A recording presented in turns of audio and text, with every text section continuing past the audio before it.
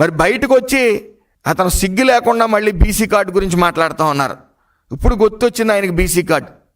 ఈరోజు బూతులు మాట్లాడి దాడులు చేసి అవినీతి చేసి జైలుకి వెళ్తుంటే బయటకు వచ్చి కులం కార్డులు వాడుతూ ఉన్నారు.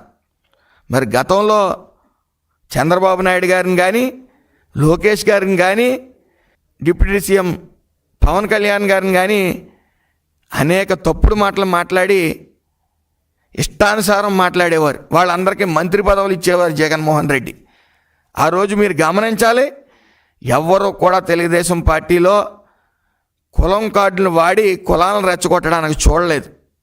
ఈ రోజున మళ్ళీ కులం కార్డులు తీసుకుని వచ్చి కులాలను రెచ్చగొట్టే వైఖరిని మొదలుపెట్టింది వైఎస్ఆర్సీపీ.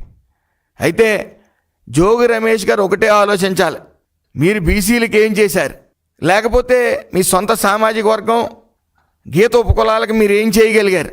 ఈరోజు మేము సగౌరవంగా చెప్పుకోగలుగుతున్నాం.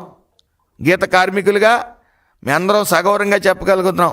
10% లిక్కర్ లైసెన్సులు ఇవ్వడం జరిగింది, 50% ఫీజు రాయితీ ఇవ్వడం జరిగింది.